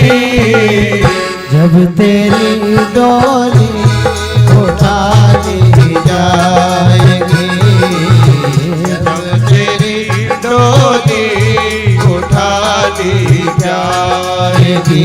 हाँ जब तेरी डोली उठा ली जाएगी। जब तेरी डोली उठा ली जाएगी। और बंधुओं माताओं, मौत सबको आनी है, कौन इससे छूटा है। बड़े से बड़े शूरवीर आज कहाँ हैं? जिन्होंने मृत्यु को भी वश में कर लिया, जिन्होंने काल को भी वश में किया, वो भी इस लोक को, इस देह को, इस घर को, सबको छोड़ कर गए ना। सबको जाना है। अगर कोई साथ जाना है तो वो राम नाम का खजाना है। अगर कुछ साथ जाना है तो वो हमारा धर्म है। इसलिए रट ले हरि का नाम। इसी भजन के साथ में हम लोग आज की कथा को विराम देंगे। बड़े भाव के साथ में 2 लाइन का।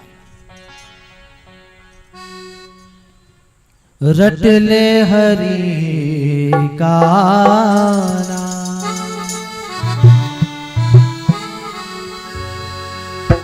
सब छोड़ दे उल्टे काम रे।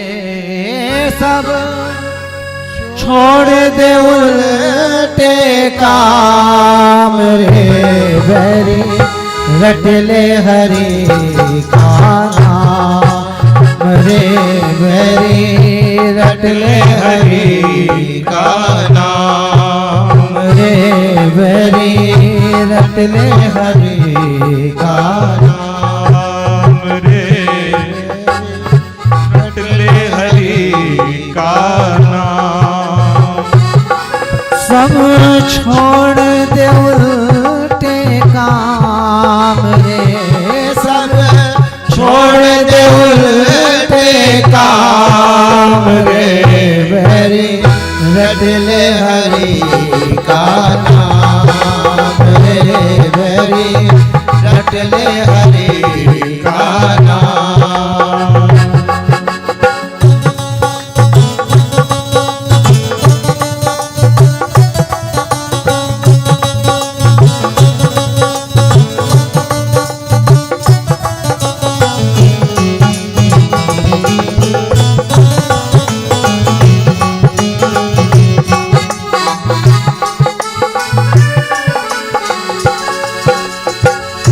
जिस दौलत पर तुझे है भरोसा। जिस दौलत पर तुझे है भरोसा। जाने कब तुझे दे जाए धोखा। जाने कब तुझे दे जाए धोखा। ये लुट जाए सरेआम रे। लुट जाए सरेआम रे। रट ले हरि का नाम रे बैरी। रट ले हरि का नाम रे बैरी। रट ले हरि का नाम रे बैरी। रट ले हरि का नाम।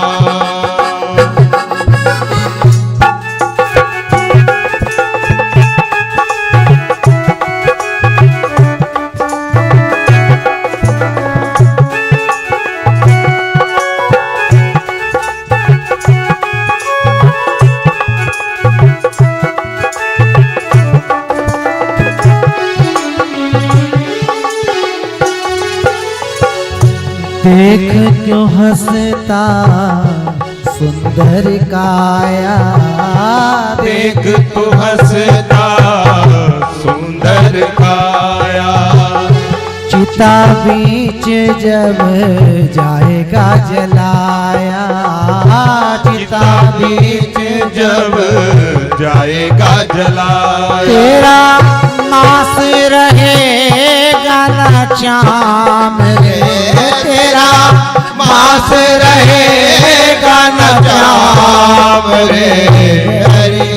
रट ले हरि का नाम भरी रट ले हरि का नाम रे भरी रट ले हरि का नाम रे भरी रट ले हरि का नाम। सब छोड़ दे उल्टे काम रे, सब छोड़ दे उल्टे काम रे भरी रट ले हरि का नाम रे भरी रट ले हरि का नाम। हरे रामा राम राम हरे हरे, हरे रामा राम राम हरे हरे, हरे रामा राम राम हरे हरे, हरे रामा राम राम हरे हरे। हरे कृष्ण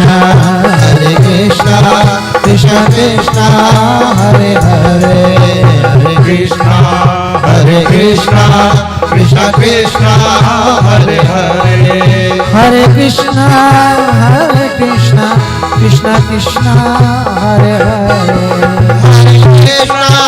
हरे कृष्ण कृष्ण कृष्ण हरे हरे, हरे राम राम राम हरे हरे,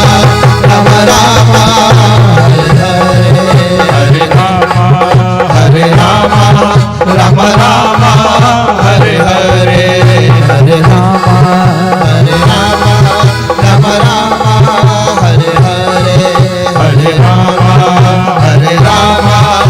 राम हरे हरे, हरे कृष्ण कृष्ण कृष्ण हरे हरे।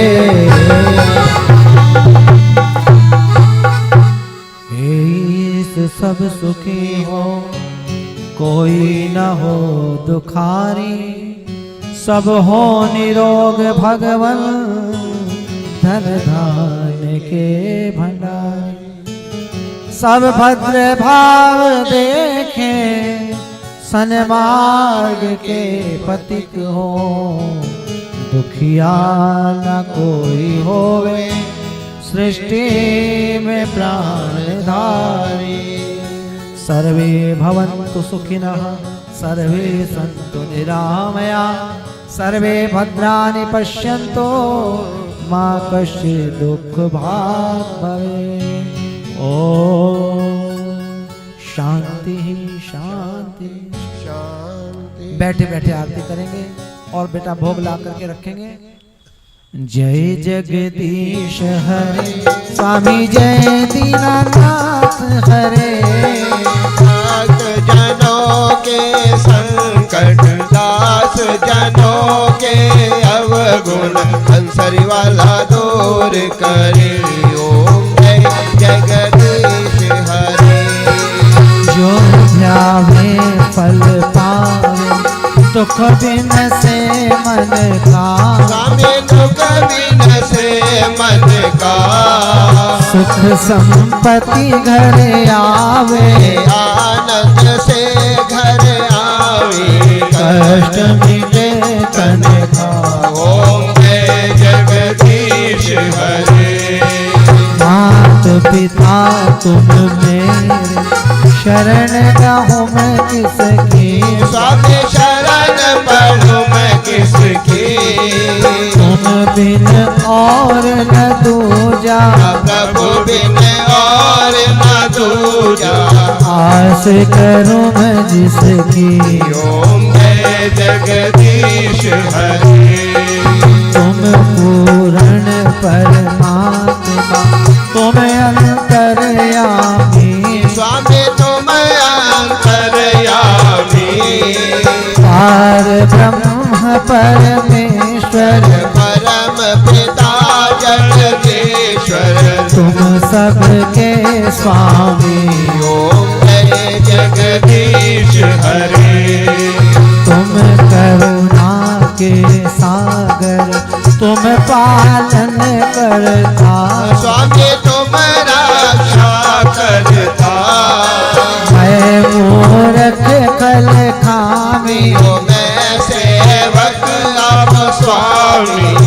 कृपा करो भरता ओम जय जगदीश हरे तुम हो एक अगोचर सबके प्राणपति स्वामी सबके प्राणपति इस विध मिलहु दयामय किस विध मिलो मेरे राम जी तुमको मैं तुमते ओम जय जगदीश हरे दीन बंधु दुख हरता ठाकुर तुम मेरे स्वामी सेवक हम तेरे अपने हाथ उठाओ अपनी शरण लगाओ द्वार पड़ा मैं तेरे ओम जय जगदीश हरे